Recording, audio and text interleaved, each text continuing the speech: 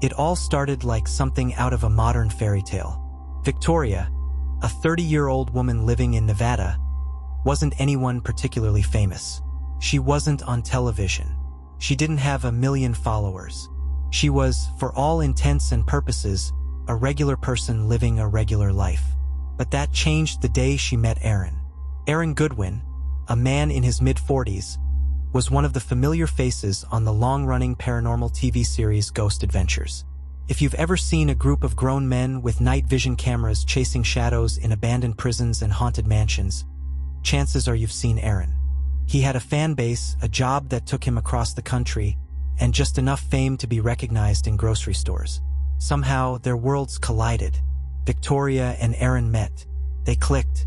He was quirky and kind. She was witty and charming. They bonded over shared interests, including, unsurprisingly, ghosts. So when they decided to tie the knot, they didn't pick just any venue. They got married at Disneyland's Haunted Mansion. Yes, that haunted mansion.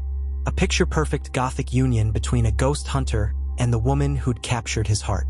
From the outside, their love story was sweet, strange, and enviable. They posted cute pictures, shared inside jokes online, and celebrated anniversaries like teenagers in love.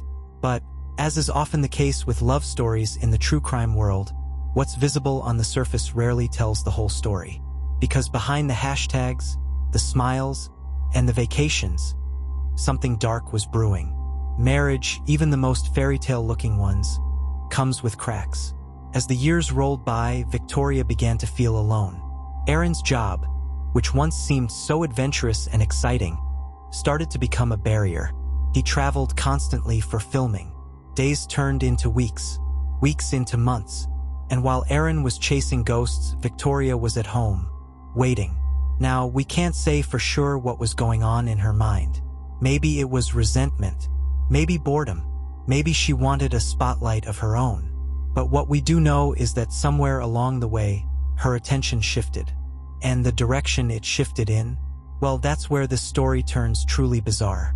In 2024, Victoria started watching a true crime documentary. The subject of the doc? A man named Grant Amato. Now, if that name rings a bell, it should. Grant made headlines back in 2019 after one of the most disturbing family murders in recent history. After falling obsessively in love with a cam girl named Sylvie, he funneled over $200,000 of stolen money into her account.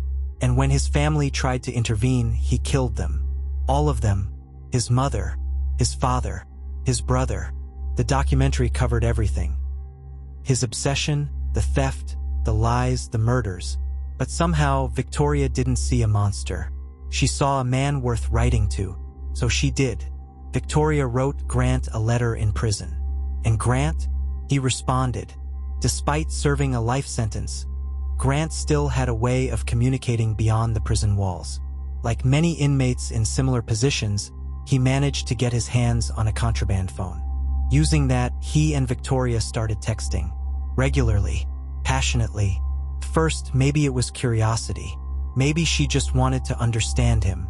But before long, things escalated. The texts became flirtatious, then emotional, then romantic. While Aaron continued to believe he was in a happy marriage, Victoria was living a double life. She was texting a convicted family killer, telling him things like how unhappy she was, how she wished she could be with him instead. And as wild as it sounds, that wish didn't stay a fantasy for long. Because eventually they started discussing a plan. A terrifying, real-life plan. One that involved getting rid of Aaron permanently. According to investigators, the plan was clear. Victoria and Grant allegedly decided that the only way they could be together was if Aaron was out of the picture. For good. Divorce wasn't discussed seriously. Only death. They began planning the murder through text messages. The method? Hire someone. Pay them. Have it done while Aaron was out of town. No mess at home. Using his prison phone, Grant reached out to someone he knew on the outside. And Victoria, still pretending to be a loving wife, offered to pay the hitman exactly $11,515. A strangely specific number. But to her, it must have felt like a small price for freedom. She provided everything the hitman needed: Aaron's work schedule, his travel details, his car, even his real-time location through the Find My app. She sent photos, descriptions, updates. One text, in particular, would later haunt investigators. "Because I chose to end his existence, not divorce." As the hit drew near, Victoria was still maintaining the illusion of a perfect marriage. She posted sweet photos on Instagram. One from Valentine's Day showed her and Aaron playing mini-golf. Another was a selfie with their cat, Aaron's hand clearly visible. To anyone looking in from the outside, they were a happy couple. Just another Hollywoodish love story. But behind the scenes, it was a countdown to murder. Then came the night. Aaron was asleep in his hotel room in California, filming ghost adventures. Victoria texted Grant, who relayed the message to the hitman. Everything was set. And then, nothing. The hit never happened. Because prison authorities discovered Grant's illegal phone. And when they took it from him and began combing through its contents, they uncovered every message, every photo, every chilling exchange about hiring a killer to end Aaron's life. Months passed before anything happened publicly. Victoria continued living her double life. She posted birthday photos, made Instagram reels, posed with her husband and their cat as if nothing had ever been wrong. But behind the scenes, investigators were building a case.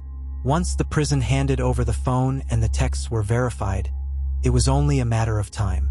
Eventually, law enforcement moved in and arrested Victoria. As of now, she hasn't been convicted, and everything remains legally alleged.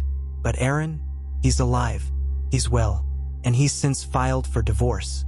The woman he once believed was his forever had allegedly plotted his death with a killer behind bars.